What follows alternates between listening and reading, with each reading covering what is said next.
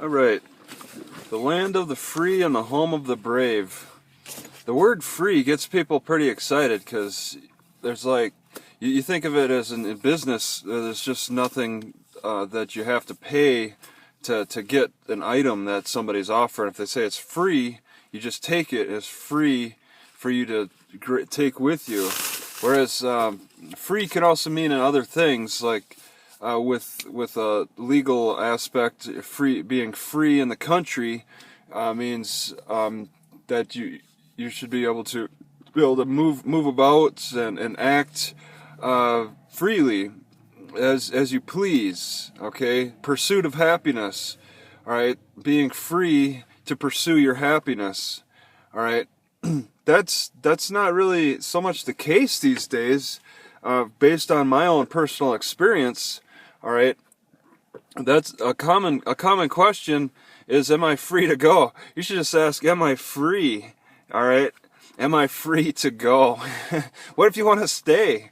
You know, you want to pursue your happiness, and it may not always entail going. Am I free?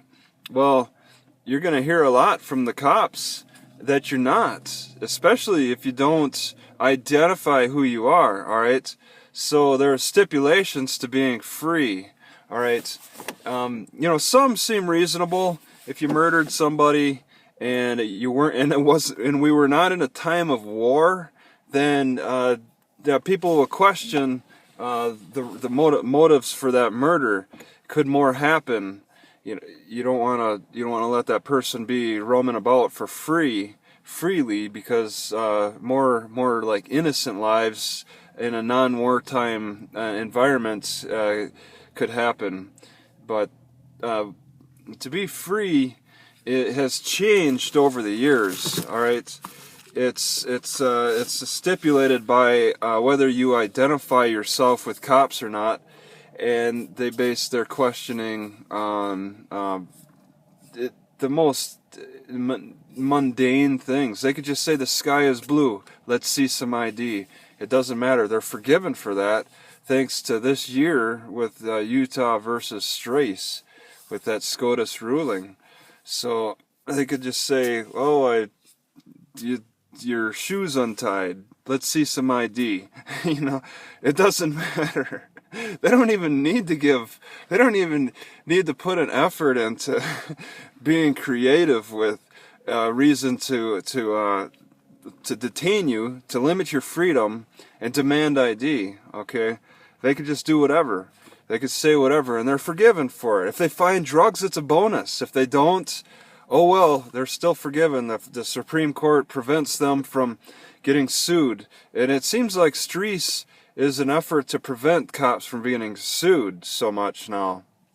Like, all these professions have their protections. Doctors have protections against the fraudulent surgeries or whatnot, mishandling of procedures. They have certain protections. They need another doctor to testify that this doctor it looks like this doctor did something wrong, and then even the judge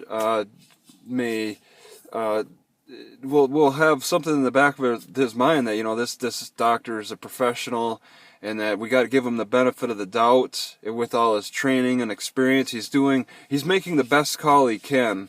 Okay, and sometimes, you know, with cops, they can't always articulate perfectly with how they're with the reasoning why they're talking to you or whatnot. They may not be able to articulate it very well, but yeah, that's forgiven now anyway. So you're not free to go. So then, what's that little phrase? It's home of the free, or home of the brave, right? Land of the free, home of the brave. So it's turning more into being more of land of the brave than it is home of the free, okay? Because our freedoms are becoming more and more limited every year, the way it looks. I mean, you look at laws, or just you look at the history of city ordinances from the beginning of the city till now, and you see how thicker and how many more words are added every year or every few years to these ordinances as the city grows. and a lot of times, even if the city shrinks, those laws will stay in place. I haven't looked into that too closely, but that'd be interesting to check. There's a lot of boom towns out there that were vastly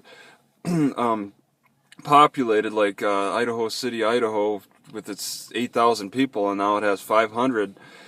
They were making rules and stuff, thickening their ordinance books back then. Whether they scaled back, it's hard to say.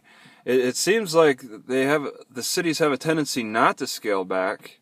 All right, they'll just keep them in the books for historical reasons. I mean, like people, like religious people, refer back to the Bible for for as it is, and try to interpret the way the things are. Keep those rules in the back burner. And if you don't like a person, you bring those rules up. It's the rules are written, and then it's a matter of whether they're enforced or not too. There's different aspects to how this legal system is played out. Some rules can be ignored even though they were written, even though they were debated in councils and came to an agreement that the rules should be this way. Whether they're enforced or not comes to another council that decides if it's applicable or whatever. But it seems like we're going into more of a phase of home of the brave. We're getting a lot more conflicting issues coming up with the enforcement of rules and regulations and laws. Okay, and it's becoming less free more and more, and you have to brave these laws and regulations more and more.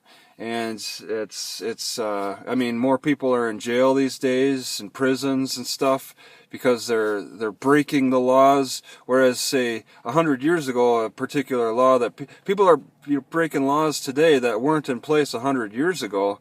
They're going to prison and all that for it, and that's becoming more of a land of the brave. You're braving these rules that are being enforced now. And in my situation, I'm just getting ID'd, and I'm questioning that. I'm questioning, well, the cop needs to. I question the cop to identify themselves, and a lot of times they don't want to. So there's that conflict, and they keep getting more power. I mean, just this year, a few months ago, the Streets ruling gave cops more power to just say the sky is blue. Let me see some ID. You're going to jail. Simple as that. So it's becoming more of a bravery thing.